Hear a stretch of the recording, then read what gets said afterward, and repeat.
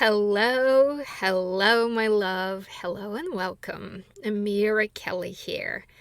I want to share with you today on a question I received from Mel. This is what she said. She emailed me and she said, "Hi, Mira. Recently, last 4 months current, I'm going through my true spiritual transformation, stepping into my truth and authenticity, breaking down the walls of ego, fear, shame, and guilt. I have made incredible progress in healing, and I'm called to a particular line of work in which to share from some of my life experiences with others in an effort to help people. I receive clear images of myself, quote unquote, killing it and really owning and mastering the work I'm committing into. And I cannot help but feel, but to reel back to my fear of speaking.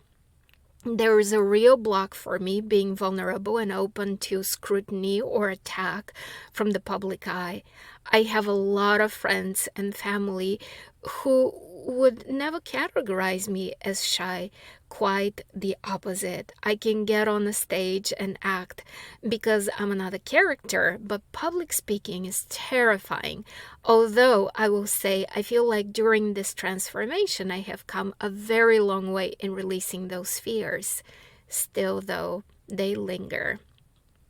And so I wanted to address this. And as I share with Mel, I also wanted to share with you. This conversation is so dear to my heart because I had to figure out the same question.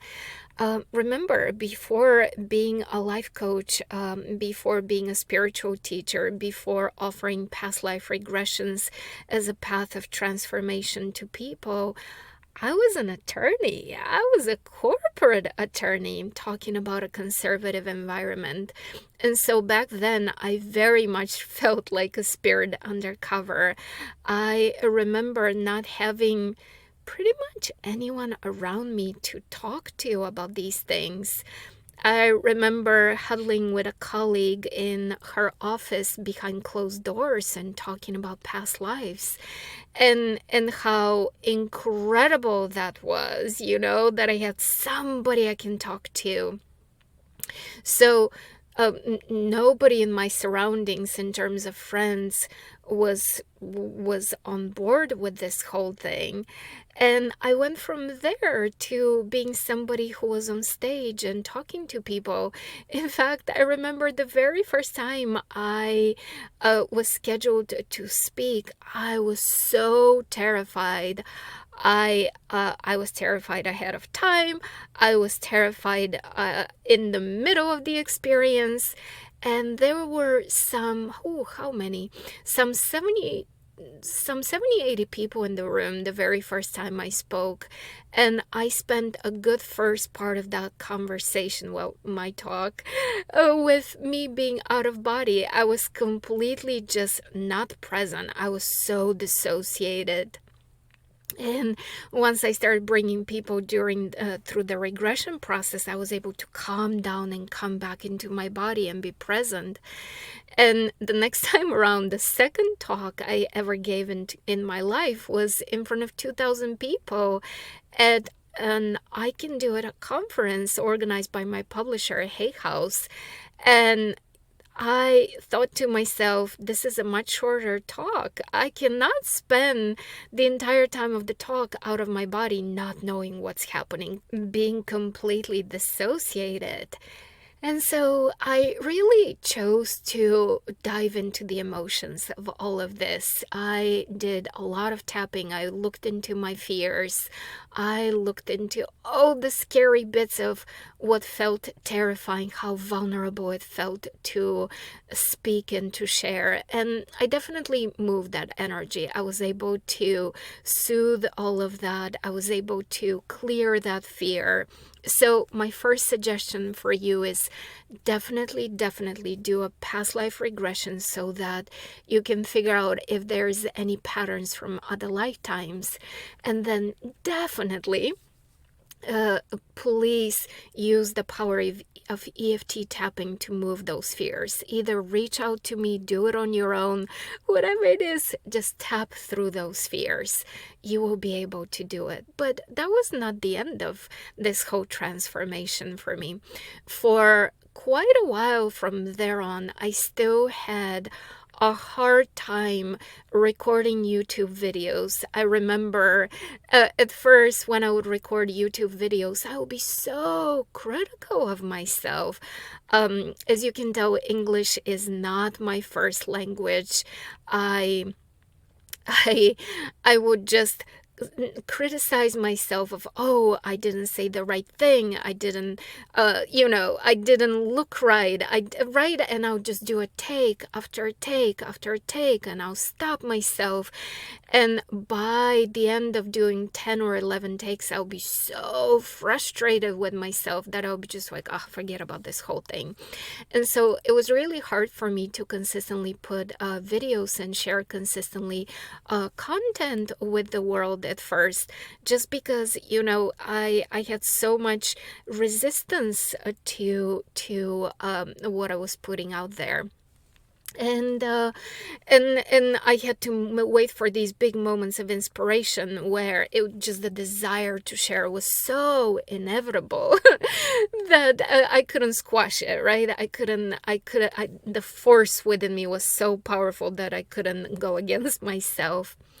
But still, there was a lot of resistance, and a lot of holding myself back. And keep in mind, I was giving interviews, I was sharing, but it wasn't that smooth and effortless I desired to give. And funny enough that, Mel, you're saying that as an actress it's easy for you because it's embodying a character. I used to say I'm not an actress, I cannot just perform. Funny enough how we're both using that structure of being the actor. Well, here's what happened.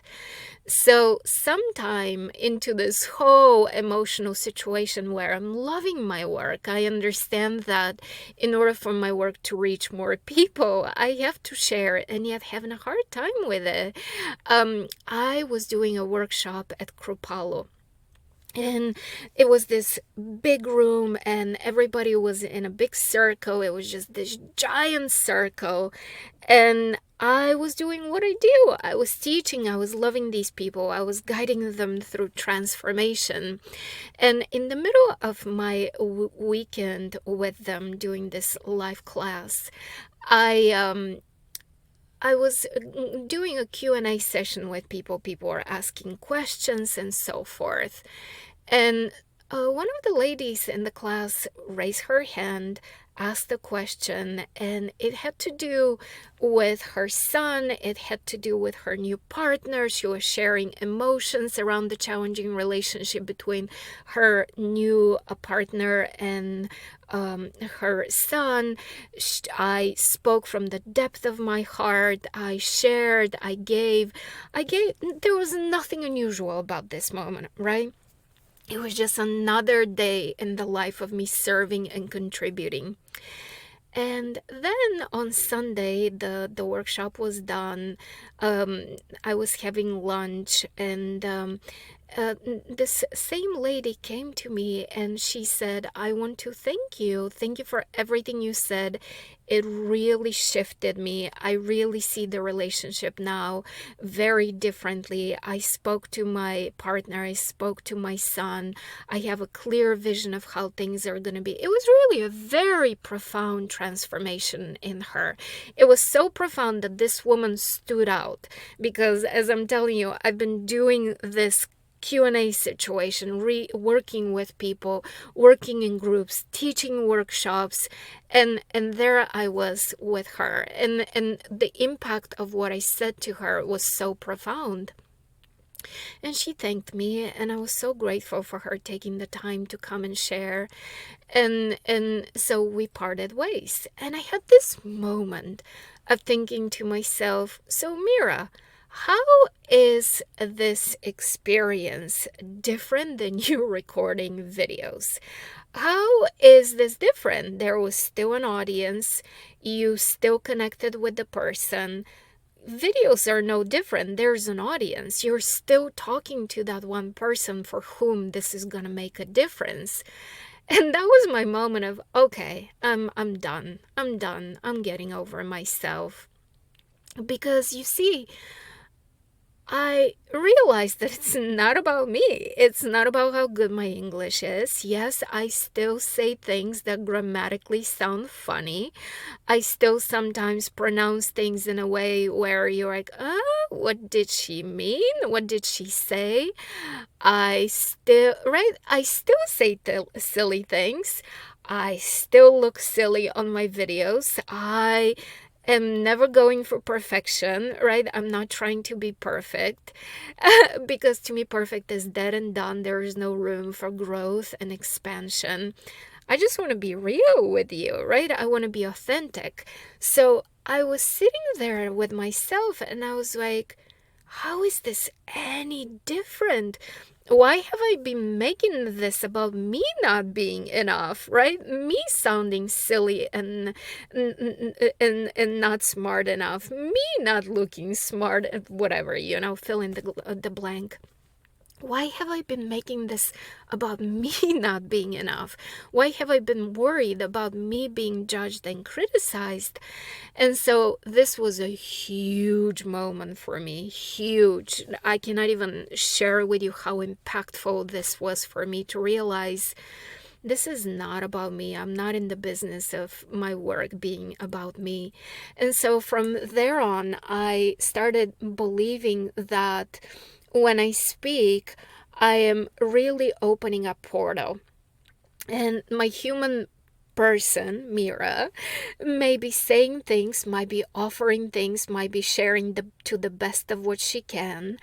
But that portal is open for the person, for the listener, to hear their own guidance. Because you see, everybody who reads a book gets a different piece out of it. Everybody who watches and hears somebody talk gets something specifically different from the other person listening and watching.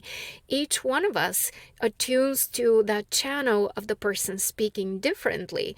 And so my intention is when I speak, for me to be an open channel for you to hear exactly what you need to hear, for you to make the connections, to receive the downloads, for your guides to be speaking to you through me so that you hear whatever you need to hear. So from there on, I decided that it's not even about me. I'm just an open channel serving the divine. So it's about the work. It's about a greater service of whatever you need to receive in that moment. So in a way, I truly step to the side and I make it about what needs to come through, what needs to be delivered. So nothing has anything to do with me. And so the reason why I started so far back into the past is so that you understand that I understand. I get how hard this is for those of us who are looking to share and shine our light. I've been there. I was terrified of speaking to more than one person because two people meant a crowd. And how would I know what I'm saying? How is it landing with them if I cannot keep track of two people, much less three, much less 2,000 people, much less thousands of people, much less people on the internet where I don't see their faces. So also, the other thing that I really trust is that I put everything out in love. And I put out love, and as a boomerang, love comes back to me. I really believe that the world is such a diverse place. And nowadays, we have such a short attention span that when somebody is not aligned to my mission, to my belief system, to how I see the world, I truly believe that I'm not even on their radar. There's no energetic match. They either pass by my video or they don't even know about me. So I feel very protected in my world and in my work. I truly believe that everything I put out goes from my heart to your heart. It goes out with love, and I trust the safety of this experience.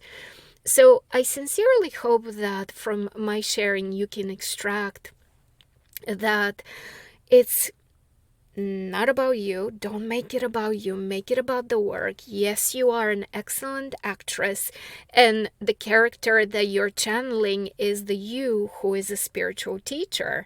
You're really an actress who is allowing the greatest to come through. And this time around, it's not a character in terms of a play. This time around, you're allowing the divine to channel through you.